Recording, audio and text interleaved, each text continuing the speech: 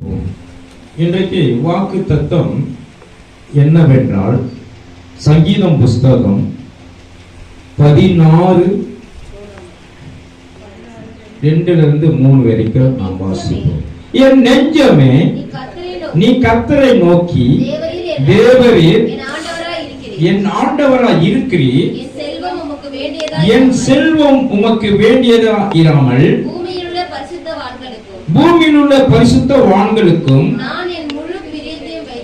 நான் என் முழு பிரியத்தையும் வைத்திருக்கிற மகாத்மாக்களுக்கும் இருக்கிறது என்று சொன்னார். ஆண்டவர் சங்கீதக்காரனோட பேசுகிறார். இதிலிருந்து புரிந்து கொள்ளணும். என்னுடைய செல்வம், அதாவது நம்முடைய ஆண்டவர் சொல்றாரு, உன்னுடைய செல்வம் அப்படின்னா என்ன அர்த்தம்? நீங்க கொடுக்கிற காணிக்கையும் நீங்கள் கொடுக்கிற தசம பாகங்களையும் அல்லது சந்தா பணங்களையும் எனக்கு வேண்டியதா இராமல் யாருக்கு வேண்டியதா இருக்கு?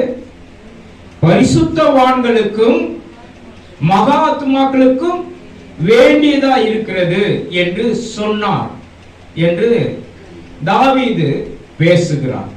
விசுவாசிக்கிறீங்களா? தாவீது பேசுகிறார்.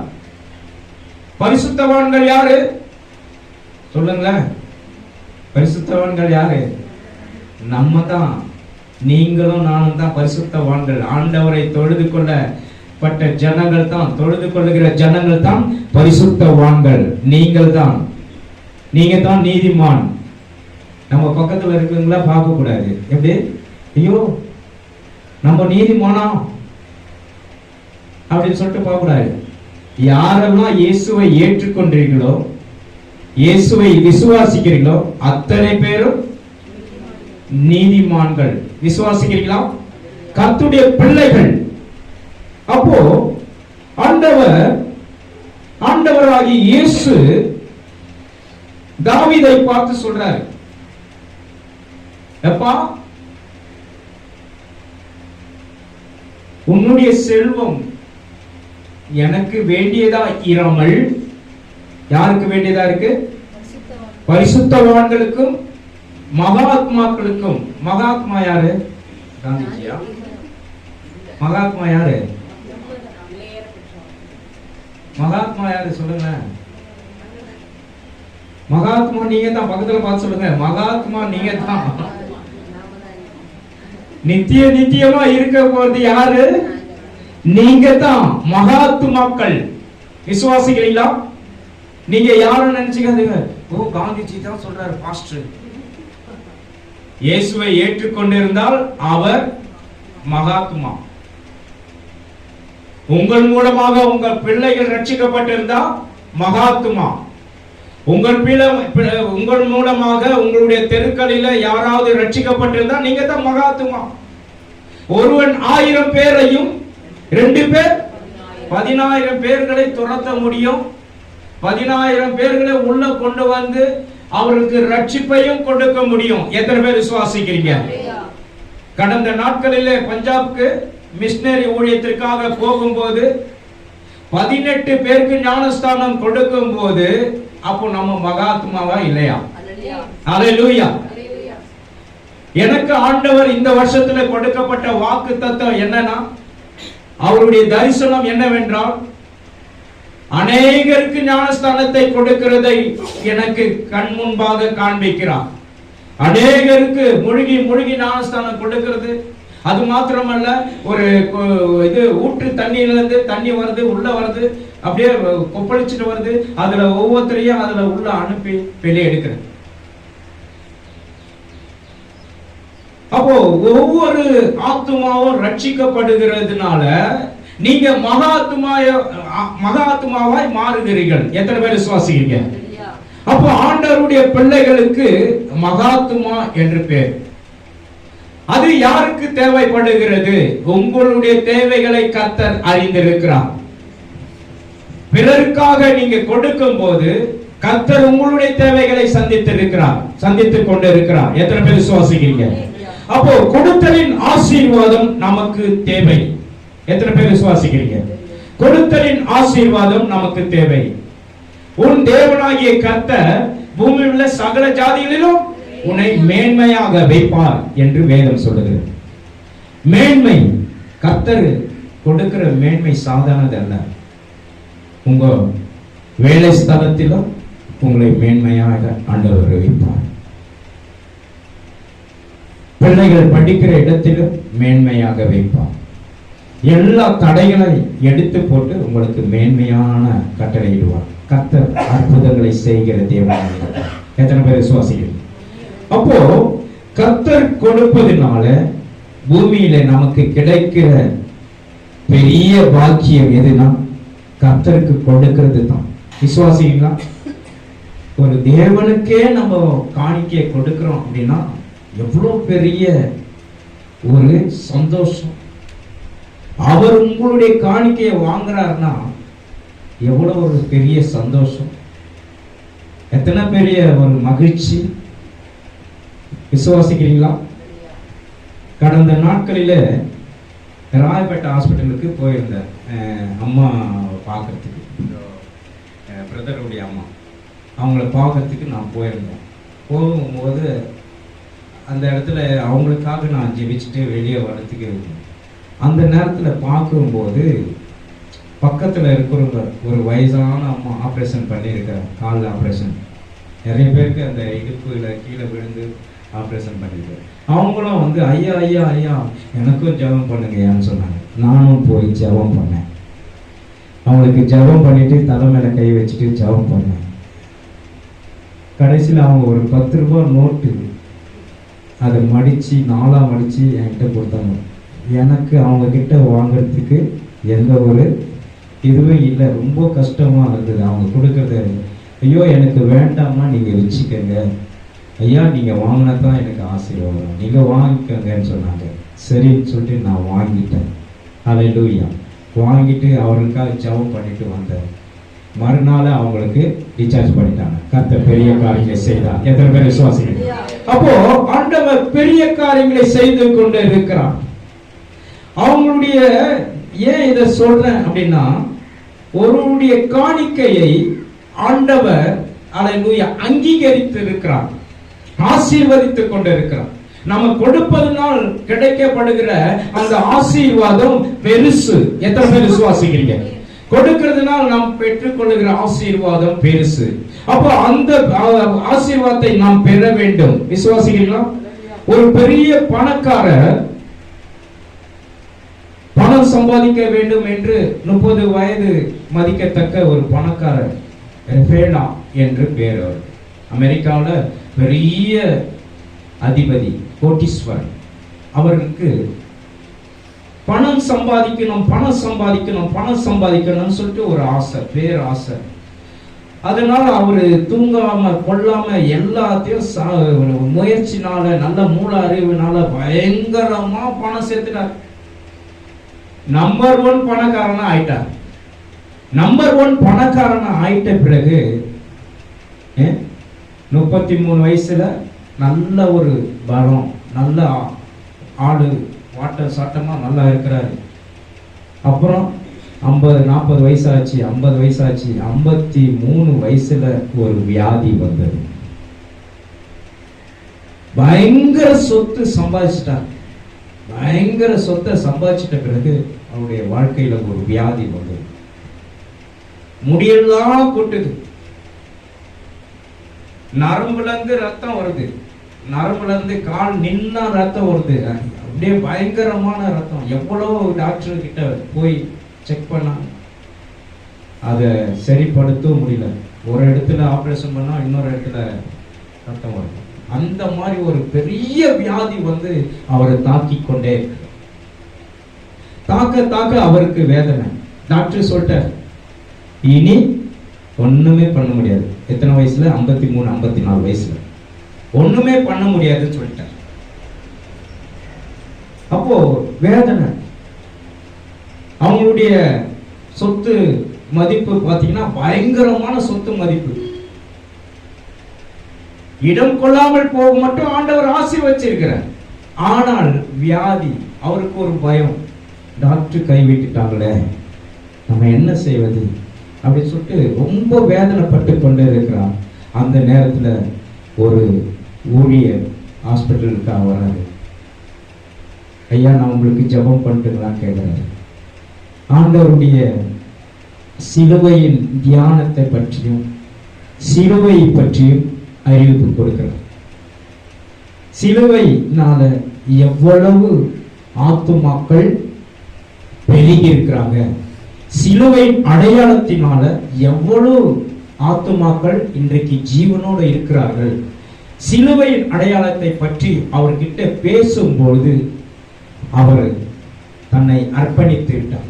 இயேசு கிறிஸ்து உலக ரட்சகராய் இருந்தும் இந்த பூமியில எவ்வளவு அற்புதங்களை செய்திருக்கிறாரு, அந்த இயேசுவை நான் பார்க்க வேண்டும், அந்த இயேசுக்காக நான் வாழுகிறேன் என்று சொல்லி என்ன பண்ணிட்டாரு, கொஞ்சம் கொஞ்சமா சபை கட்டுவதும் சபைக்கு கொடுக்கிறதும் ஊழியக்காரருக்கு தன் கரங்களை நீட்டுவதும் பெரிய ஒரு தர்ம ஒரு ஹாஸ்பிட்டல் கட்டுறது, பெரிய பெரிய ஹாஸ்பிட்டல் பெரிய பெரிய இதெல்லாம் கட்டுறாரு. இனி எனக்கு செல்வம் எனக்கு தேவையில்லை. யாருக்கு தேவை இருக்கிறது? ஜனங்களுக்கு தேவைப்படுகிறது என்று சொல்லி எல்லாத்தையும் கட்ட ஆரம்பிச்சிட்டாரு. அங்க இருக்கிற இவரோடு வேலை, அதாவது இவருக்கு சேவகர்கள் இருப்பாங்களே, வேலைக்காரங்களா சொல்றாங்க, ஐயா உங்களுக்கு இந்த எந்த இதுல நாங்க உங்களுக்கு கொட்டி செய்யணும், எந்த அளவுக்கு கொட்டி செய்யணும், எந்த இடத்துல உங்களை அடக்கம் பண்ணணும், இதெல்லாம் நீங்க முன்கூட்டியே எங்களுக்கு சொல்லிட்டீங்கன்னா நல்லா இருக்கும். ஏன்னா டாக்டர் சொல்லிட்டாரு அப்படின்னு சொல்லிட்டாரு. கடைசியில பார்த்தா இவரு அல்லேலூயா இதெல்லாம் பார்த்து வேதனை எல்லாம், கர்த்தரை ஒரே தேவன் எனக்காக மரித்தார், எனக்காக உயிர்த்தெழுந்தார், எனக்காக ரத்தம் சிந்திருக்கிறார், என்னுடைய வியாதி நீக்கி இருக்கிறார் என்று அவருடைய வாயினால் அறிக்கையிடும் பொழுது அவர் அல்லேலூயா கொஞ்சம் கொஞ்சமா சிறு பிள்ளைகள் போல, வாலிப பிள்ளை போல மாறினார். கர்த்தர் 98 வயசு வரைக்கும் அவரை உயிரோட வச்சிருந்தார். எத்தனை பேர் விசுவாசிக்கிறீங்க? அல்லேலூயா. 53 54 வயசுல சாக வேண்டிய மனுஷனுக்கு ஆண்டவருடைய அல்லேலூயா ஈவு அவரை 98 வருஷம் வரைக்கும் வைத்தது. அது மாத்திரமல்ல, அவருடைய சொத்து மதிப்பெல்லாம் பார்த்தீங்கன்னா அதிகமா பெருகிட்டு, இவருக்கு யாருக்கெல்லாம் எவ்வளவு பண்றாரோ, எத்தனையோ தர்ம ஹாஸ்பிட்டல்கள், எத்தனையோ அநாத பிள்ளைகளுக்கு அல்லேலூயா உதவி செய்ய ஆரம்பிச்சார். இதை ஏன் சொல்றேன் அப்படின்னா, உதவி செய்யாததுனால நிறைய பேருடைய வாழ்க்கை பாதியிலே போயிருக்கு. ஆனா உதவி செய்து பாருங்க, உங்களுடைய வாழ்க்கையில மேன்மையை தருவார். பூமியில் உள்ள சகல ஜாதிகளிலும் உங்களை மேன்மையாய் வைப்பார். எத்தனை பேர் விசுவாசிக்கிறீங்க? ஆண்டவர் அந்த மாதிரி நம்மளை மாற்றுவார். விசுவாசிக்கிறீங்களா? அப்போ கர்த்தருக்காக நாம் செய்யும் போது செல்வம், ஆண்டவர் சொல்றாரு, செல்வம் எனக்கு வேண்டியதல்ல, இது யாருக்கு வேண்டியதா இருக்கிறது? பரிசுத்தவான்களுக்கும் மகாத்மாக்களுக்கும் வேண்டியதா இருக்கிறது. நான் அதிலே பிரியப்படுகிறேன் என்று சொல்லுகிறான். விசுவாசிங்களா? நான் அதுல பிரியப்படுகிறேன். ஆகவே இன்றைக்கு தேவ ஜனமே கர்த்தருக்கு கொடுக்கிறதுல நீங்க பிரியப்பட வேண்டும். விசுவாசிங்களா? கர்த்தருக்காக தன்னை அர்ப்பணிக்கிறதுல பிரியப்பட வேண்டும். கர்த்தருக்காக தம்மை ஒப்பு கொடுக்கிறதுல நீங்கள் பிரியப்படும் போது உன் வாழ்க்கை வித்தியாசப்படும். கர்த்தர் உன்னை ஆசீர்வதிக்க வல்லமை உள்ள தேவனாய் இருக்கிறார். அல்லேலூயா. அப்போ ஆண்டவர் உங்களுக்காக எல்லாவற்றையும் கொடுக்க அவர் வல்லமை உள்ள தேவனாய் இருக்கிறார். அப்போஸ்தலர் நடபடிகள் 20 வாசிங்க, 20:35. அதுல சொல்றாரு, கொடுக்கிறதை பார்க்கிலும் வாங்குகிறதை பார்க்கிலும் கொடுக்கிறது பாக்கியம் என்று சொல்லுகிறாங்க. இப்படி பிரயாசப்பட்டு பலவிடலை தாங்கவும் வாங்குகிறதை பார்க்கிலும் கொடுக்கிறதை பாக்கியம் என்று கர்த்தர் சொன்ன வார்த்தைகளை நினைக்கவும் வேண்டும் என்று எல்லா விதத்திலேயும் உங்களுக்கு காண்பித்தேன் என்றார். காண்பித்தேன் என்றார். அப்ப பாருங்க, வாங்குகிறதை காட்டிலும் கொடுக்கிறது மேன்மை, பாக்கியம். கர்த்தர் உங்களுக்கு அல்லேலூயா ஊழியக்காரர்களுக்கு மாத்திரமல்ல, நல்ல விசுவாசிகளுக்கும் இந்த ஒரு கான்செப்ட் பொருந்தும். விசுவாசிகளா? பிறருக்கு கொடுப்பது மேன்மை, பிறருக்காக ஜெபிப்பது மேன்மை கொண்டு வரும். விசுவாசிகளா? அப்போ ஆண்டவர் இதுதான் வச்சிருக்கிறார். அப்போ இயேசு கிறிஸ்துவுடைய காலத்துல சொன்னதை பற்றி அப்போஸ்தலர்கள் பேசுகிறார்கள். விசுவாசிகளா? அப்போ கொடுப்பது எவ்வளவு பாக்கியம் என்பதை நீங்கள் அறிந்து கொள்ள வேண்டும். கர்த்தருக்காக தம்மை தாழ்த்தி தம்மை ஒப்பு கொடுக்கும் போது உங்கள் வாழ்க்கை மேன்மைப்படும். கர்த்தர் உங்களை ஆசீர்வதிப்பார். வாளாக்காமல் தலையாக்குவார், கீழாகாமல் நீ மேலாவாய் என்பது கர்த்தர் உங்களுக்கு கொடுக்கப்பட்ட ஒரு பெரிய அல்லேலூயா வார்த்தையை கர்த்தர் கொடுத்து கொண்டு இருக்கிறார். அப்போ ஆண்டவர் முதலாவது கொடுப்பதின் பாக்கியத்தை பற்றி உங்களுக்கு சொல்லி இருக்கிறார். இரண்டாவது சுகந்த வாசனையானது, கொடுப்பது ஒரு சுகந்த வாசனையானது என்று சொல்லப்பட்டிருக்கிறது. வாசிப்போம். பிலிப்பியர் புஸ்தகம் 4:18.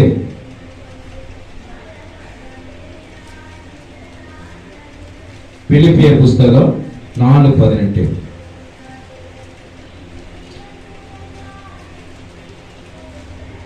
எல்லாம் எனக்கு கிடைத்தது, பரிபூர்ணமும் உண்டாயிருக்கிறது. உங்களால் அனுப்பப்பட்டவைகளை சுகந்த வாசனையையும் தேவனுக்கு பிரியமான சுகந்த பலியாக எப்ரோத்தின் கையில் வரப்பற்றி கொண்டபடியால் திருப்தி அடைந்திருக்கிறேன். அல்லேலூயா. அப்போ பாருங்க, கொடுப்பதுனால அது சுகந்த வாசனையா இருக்கிறதா கர்த்தருக்கு. விசுவாசிக்கிறீங்களா? ஏழைக்கு இறங்குகிறவன் கர்த்தருக்கு கடன் கொடுக்கிறான். நீங்க கர்த்தருக்கு கடன் கொடுக்கிறீங்க, கர்த்தரே உங்களுக்கு கடன்காரன் ஆயிடுறாரு. விசுவாசிக்கிறீங்களா? அப்போ ஆண்டவர் யாருக்கு இதுவா இருக்காரு? உங்களுக்குள்ளவே இருக்கிறார் என்பதை காண்பிக்கிறார். அப்போ ஆண்டவர் திரும்பவும் கொடுப்பார் உங்களுக்கு. எப்படி? கர்த்தர் உங்களுக்கு திரும்பவும் கொடுப்பார். அப்போ அப்போஸ்தலர் பவுல் இதுல சொல்றாரு, இது சுகந்த வாசனையாய் இருக்கிறது. நீங்க கொடுக்கிறதுனால தேவனுக்கு சுகந்த வாசனையாய் நல்ல தூபம் காட்டுகிறது போல இருக்கிறது. நீங்க கொடுக்கிறது மேன்மையான ஒன்று. ஆண்டவருக்காக தன்னை அர்ப்பணிக்கும் போது கர்த்தர் உங்கள் வாழ்க்கையில சமாதானத்தையும் சந்தோஷத்தை கொடுத்து உங்களை உயர்த்துவார். அல்லேலூயா. கர்த்தர் அல்லேலூயா. பிலிப்பியர் புஸ்தகத்துல சொல்றாரு, பிலிப்பியருக்கு கொடுக்கிற அந்த இருதயம் யாருக்கு இருந்தது? அப்போஸ்தலருக்கு இருந்தது. அந்த பிலிப்பியன்ஸுக்கு கொடுக்க வேண்டிய ஒரு வரங்கள் கிரியை செய்தது.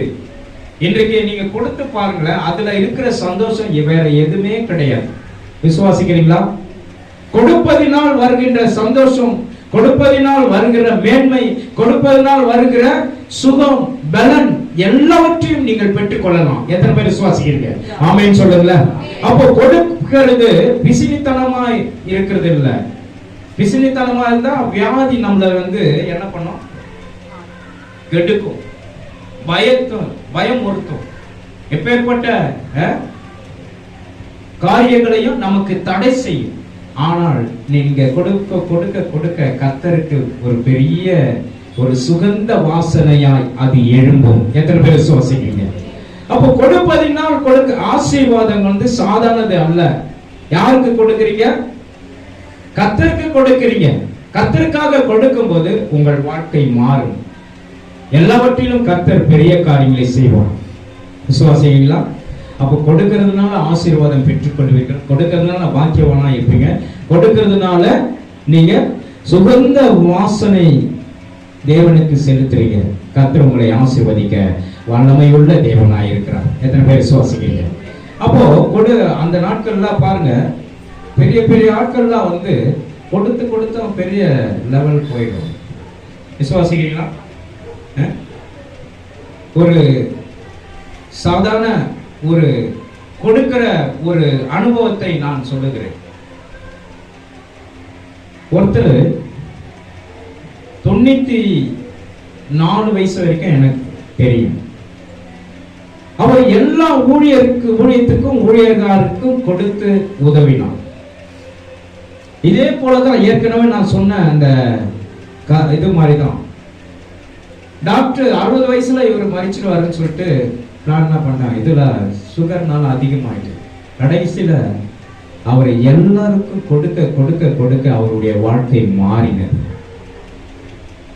அவருடைய வாழ்க்கை மாறிட்டு அதுக்கப்புறம் சுவிசேஷத்தை அறிவிக்கிறவராய் மாறினார். சுவிசேஷம் பிரபலியம் மிகவும் முக்கியமானது. விசுவாசிக்கிறீங்களா? ஒவ்வொருவருக்கும் நீங்க என்ன பண்ணணும் அப்படின்னா டிராக்ஸ் மினிஸ்ட்ரி பண்ணணும். துண்டு, ஆமா துண்டு, ஆமா அந்த என்ன பேர் அது, கைப்பிரதி. கைப்பிரதியை நீங்க கொடுக்கும் போது அது ஒரு பெரிய ஒரு சுவிசேஷமாய் மாறும். அதுல எத்தனை பேர் ரட்சிக்கப்பட்டு இருக்கிறாங்க தெரியுமா? பாஸ்டர் பாலங்கிச்சோ நீங்க கேள்விப்பட்டிருப்பீங்க. அவர் பீச் ஓரமாய் போய் கொண்டு இருக்கும் போது அவருக்கு சரீரத்துல பலவீனம் வந்தது. அவருக்கு டிபி வியாதி அட்டாக் பண்ணிடுச்சு அவர். அதனால டாக்டர் உன்னுடைய எலும்பெல்லாம் துண்ணிட்டு இருக்கு, அதனால நீ எதுவும் பண்ண முடியாது, நீ மறிக்கிறதுக்கு தான் லாக்கி அப்படின்னு சொல்லிட்டார். அது அவருக்கு எதிராக வந்த அந்த துண்டு பேப்பர், அதாவது அது என்னது, கைப்பிரதியை எடுத்துன்னு கொடுத்துருக்காங்க. அந்த குழந்தை ஒரு சின்ன பொண்ணு, அந்த சின்ன பொண்ணு கொடுத்தத நீ தூக்கிட்டு போ சொல்லிட்டு மூஞ்சால அடிச்சிட்டு இருக்காரு, திட்டாரு. அப்புறம் அதுல இயேசு யார் அப்படின்னு சொல்லிட்டு தலைப்பை பார்த்தாரு. திருப்பி அந்த துண்டு பிரதியை எடுத்து என்ன பண்ணிட்டாரு, எடுத்து வாசிக்கிறார். வாசிக்கும் போது வியாதிஸ்தர்கள் கைகளை வையுங்கள் அப்பொழுது சொஸ்தமாவீர்கள் என்று சொல்லப்பட்டிருக்கிறது. மார்க் எழுதின சுவிசேஷ புஸ்தகம் வாசிங்க. மார்க் எழுதின சுவிசேஷ புஸ்தகம் 16ஆம் அதிகாரம்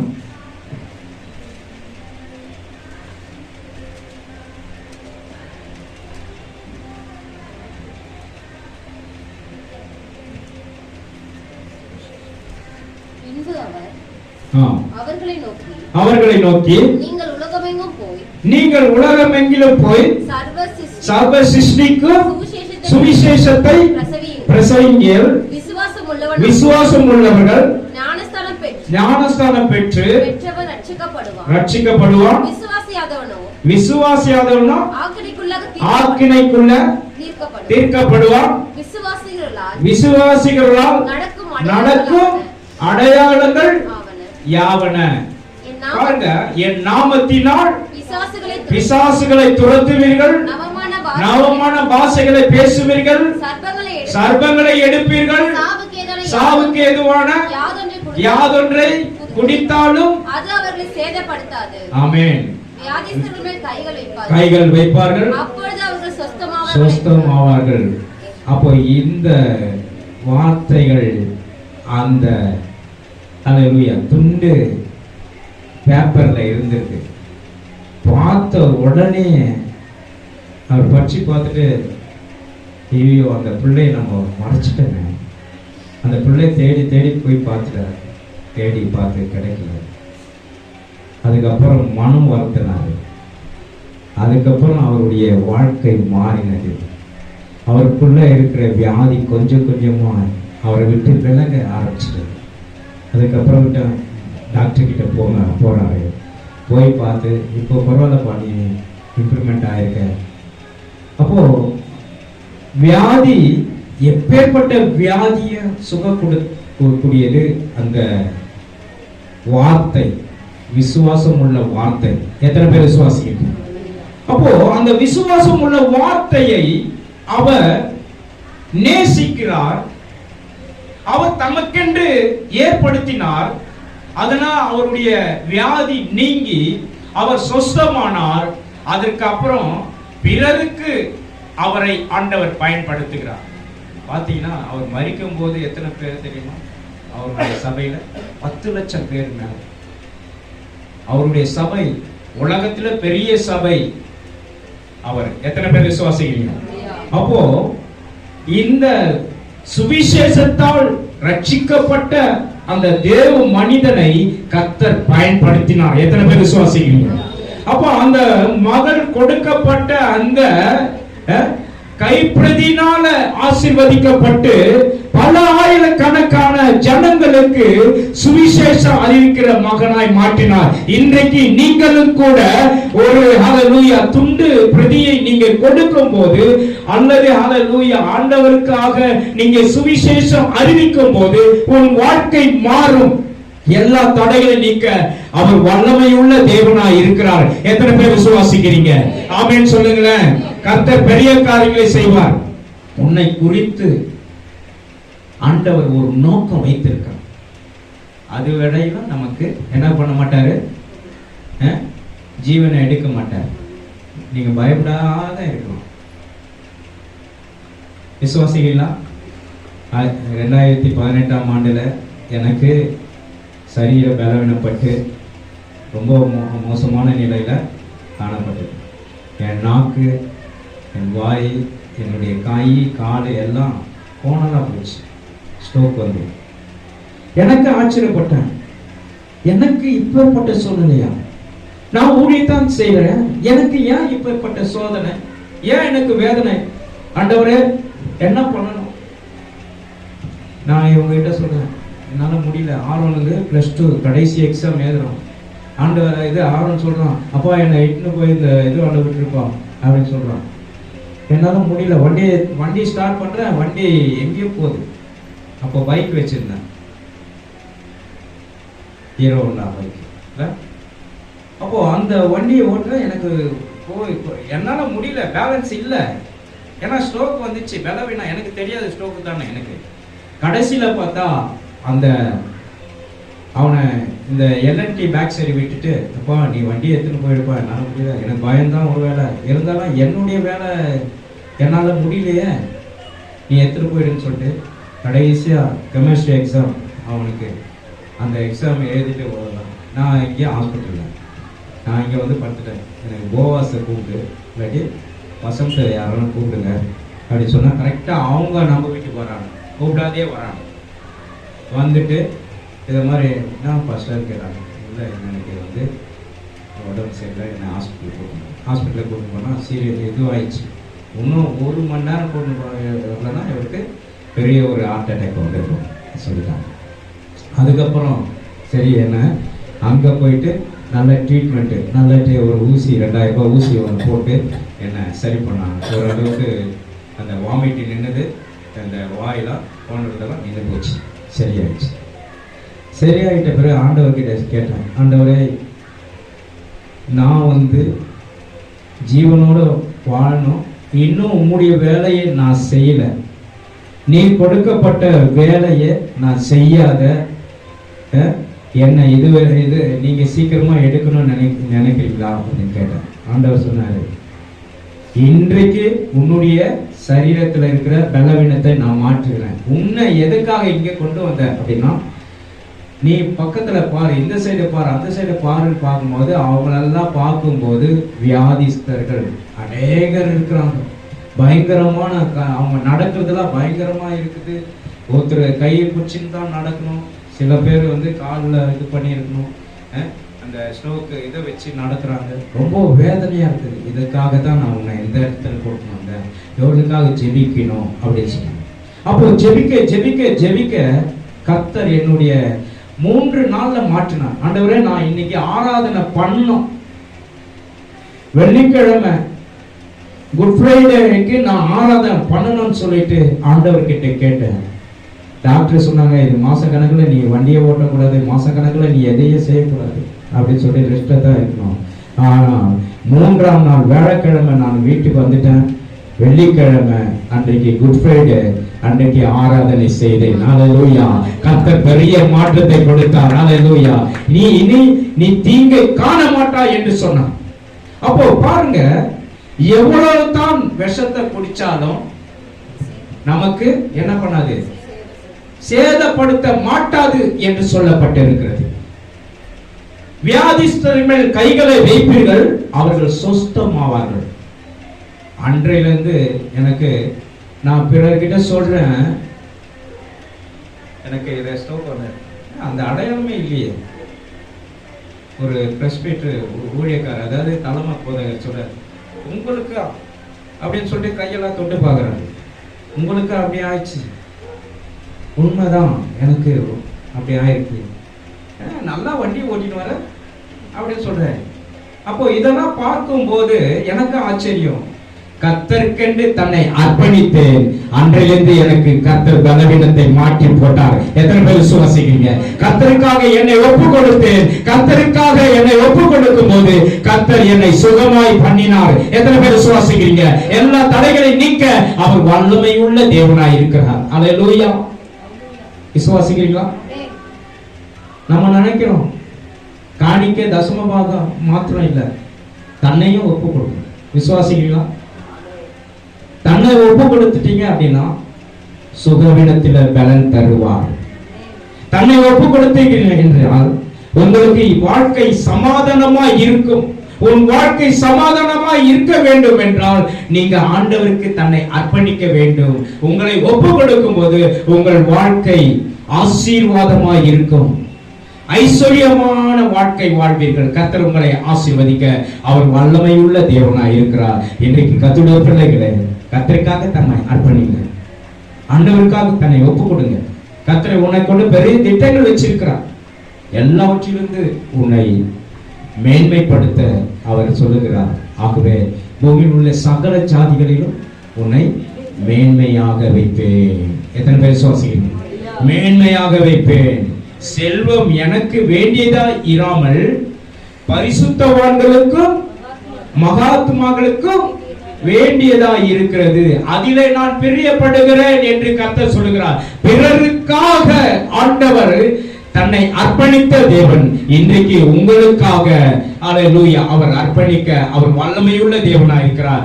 நீங்கள் பிறருக்காக தன்னை அர்ப்பணிங்க, கர்த்தர் உங்களை ஆசீர்வதிப்பார். பிறர் வாழ்வதற்காக நீங்க சுவிசேஷம் அறிவிங்க, பிறர் வாழ்வதற்காக ஜெபிங்க. கர்த்தர் உங்களை கொண்டு பெரிய திட்டங்கள் வச்சிருக்கிறார். நல்ல ஜெபத்தின் மூலமாக கர்த்தர் உங்களை ஆசீர்வதிக்க வல்லமையுள்ள தேவனாய் இருக்கிறார். நம்ம எல்லாரும் ஹல்லேலூயா. கொடுப்பது ஹல்லேலூயா, கொடுப்பதினால் உண்மையாகவே பாக்கியவான்களாய் இருப்பீர்கள், உண்மையாக ஆசீர்வாதம் பெற்றவர்களாய் இருப்பீங்க. கர்த்தர் உன்னை கொண்டு பெரிய திட்டங்கள் வச்சிருக்கிறார். கர்த்தர் ஹல்லேலூயா உங்கள் நடுவே வாசம் செய்கிற தேவனாய் இருக்கிறார். இன்றைக்கு நாம் எல்லாரும் எழுந்து நிற்போம். கர்த்தர் பெரிய காரியங்களை செய்ய வல்லமையுள்ள தேவனாய் இருக்கிறார். எல்லா தடைகளை நீக்க வல்லமையுள்ள தேவனாய் இருக்கிறார். ஹல்லேலூயா. நாமத்தில் பிதாவே. எல்லாரும் சேர்ந்து சொல்லுவோம். என் ஆத்துமாவே கர்த்தரை ஸ்தோத்திரி, என் ஆத்துமாவே கர்த்தரை ஸ்தோத்திரி.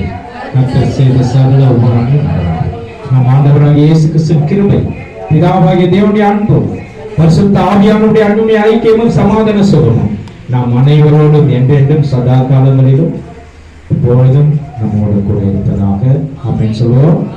அல்லேலூயா, அல்லேலூயா, அல்லேலூயா. ஆமென்.